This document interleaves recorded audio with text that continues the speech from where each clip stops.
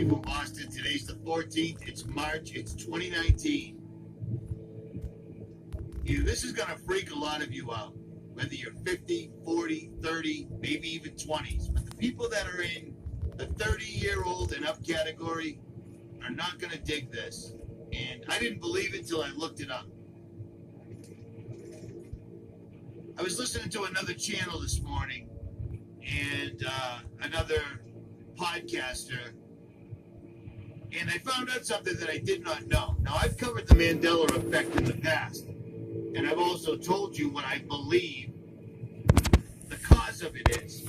Originally, I had thought the Mandela effect was simply a psyop, psychological operation, interjected into the internet to keep people chasing threads that kept them away from what was really going on.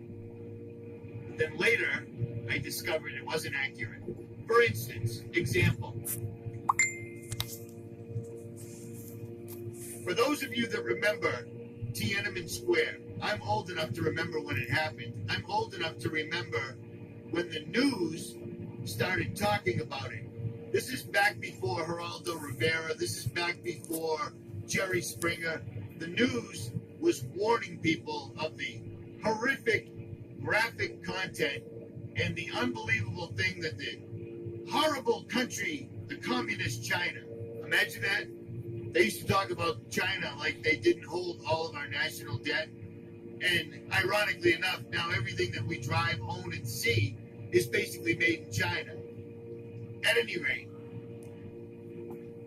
they showed a demonstration that was happening in Tiananmen Square. And the news anchor was telling us, it's very graphic, warned you, like, don't, make sure there's no children around. One of the protesters was holding a couple of grocery bags, and he stepped out in front of a tank. And the tank ran him over. Because it's China. Now, if the government thought the protest was so bad that they had to call in the military and tanks, they're not going to let a protester stop them, and they didn't. But now, if you look up Tiananmen Square, they show you the same looking guy with the grocery bags, except in this reality, he jumps on top of the tank drives away, all is well. In real life, the tank ran him over. That's one thing. Second, many of you remember, I know because I did, most people do, when you started researching JFK being assassinated, a lot of people tried to point to the driver. They're saying the driver of JFK's limo turned around, pointed the gun at Kennedy, and shot him. And that was the death blow. I knew that was fake. I always knew it was fake. But the point is, none of that would have worked in a car with 6 people in it. Because the original vehicle had 4 occupants. Secret Service driving, Secret Service around the vehicle, the governor, Kennedy, and Jackie O. In our new reality, there's 6 people. The whole story of Kennedy being shot with the magic bullet doesn't work with 6 people. Because they allege that a bullet that hit Kennedy also hit the governor. It also showed up in perfect condition. It's all ridiculous, but that was the story. Now they're telling us it's a 6-seat car. If you look at the reenactment the CIA did, they used a 4-seater. If you look up the museum of John F. Kennedy, it's a 4-seater. You see what I'm saying? The Mandela effect. Here's one that's going to piss people off that, like I said, are 30 years old and older. Everybody remembers Ed McMahon. He used to be Johnny Carson's sidekick. And he also did thousands of commercials. I texted everybody that I know, including my father and my ex, and said, hey, who did the Publishers Clearinghouse Sweepstake Awards back in the day? Every one of them. Ed McMahon. Well, apparently now, if you look it up, it was never Ed McMahon. According to the media, we're all misremembering. According to everything you can look up right now, it was never Ed McMahon.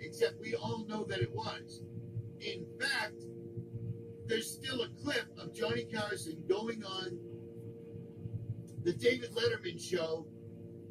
It's Ed couldn't be here, but he hands Letterman a giant check. Publishers Clearinghouse. You see what I'm saying? Long story longer.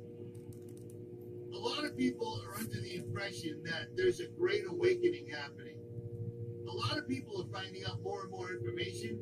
And maybe if you stay on the internet or stay in your little area, you think that more and more people are waking up.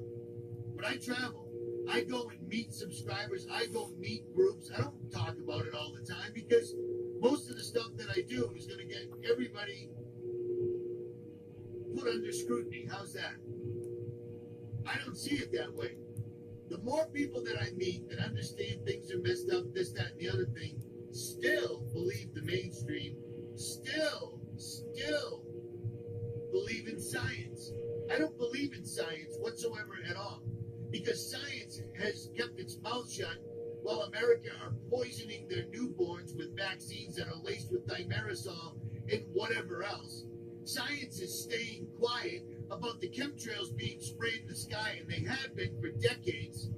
Some people think that they're trying to block out our connection between the sun and the greater consciousness. I've said this before a long time ago. I think they're trying to use the chemtrails as it does so many things. Everything they do is multifaceted, and I'll come to that. I think they're trying to use the chemtrails to make us lose our connection with God. Our ability to pray, that prayer is a frequency that goes up to God. I think they're trying to block that. I think they're trying to mess with our frequency that would allow us to understand why we're here. The Mandela effect. NASA has to trick people into $52 million a day. They steal $52 million per day from the American people and do absolutely nothing with it. We don't go back to the moon.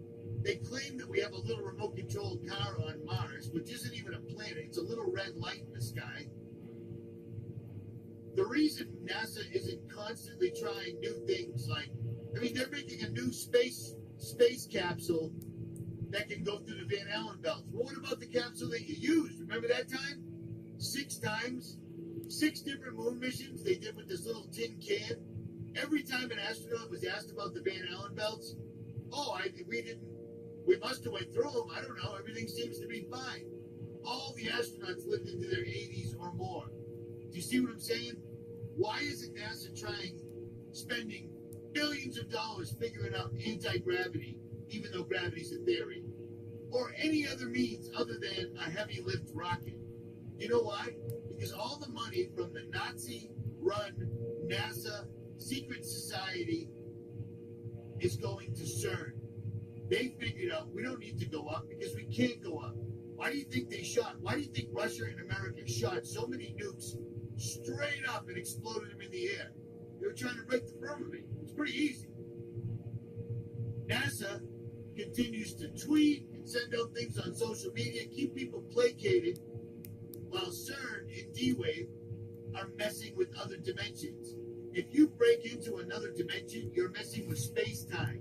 If you mess with space-time, you will have effects like the Mandela effect.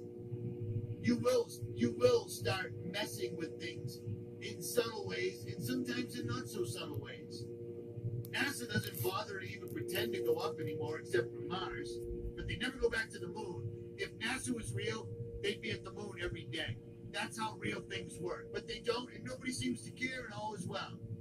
Meanwhile, D-Wave, which is 24/7 talking to other dimensional beings, getting more and more information that the beings are giving to humans who think they're going to make the humans wealthy and live forever and more powerful when they're secretly unleashing things that should not be. Do you see what I'm saying? CERN and D-Wave. D-Wave specifically, they're not a ruse. They're not fake like NASA. NASA's a real place. NASA does real research. They build real rockets, but they don't go anywhere. To do a ruse that big, you have to make everyone that's working there, even though they're compartmentalized, you have to make everyone that's working there think they're going to the moon or going to Mars, or it won't work. So they do. It's easy enough. None of these people, through blind faith, none of these people understand that these rockets that they shoot up, oh, they have to go around the Earth a couple of times to get going faster. Come on, man, grow up. That's stupid. That's from a movie. The reason NASA doesn't do any research into these other things is they don't have to. $52 million a year. They got a couple of social media people. They keep everybody busy with tweets and Facebook and videos and blah, blah, blah. Meanwhile, the elites are taking all of our money and they're figuring out how to open a tear in the veil, and they're using D-Wave. CERN blows through the veil. That's what it is. It's a huge cannon that's strong enough to shoot a particle through the veil, tear it, and then D-Wave holds the tear open so things can come in and out. When you're doing things like that, when you're messing with space-time, the fabric of space and time, you're going to have Mandela effects. Anthony Pat said it on my channel numerous times. It's called quantum pollution, and that's what it is. But Ed McMahon never worked for Publishers Clearinghouse? Bullshit. But I digress.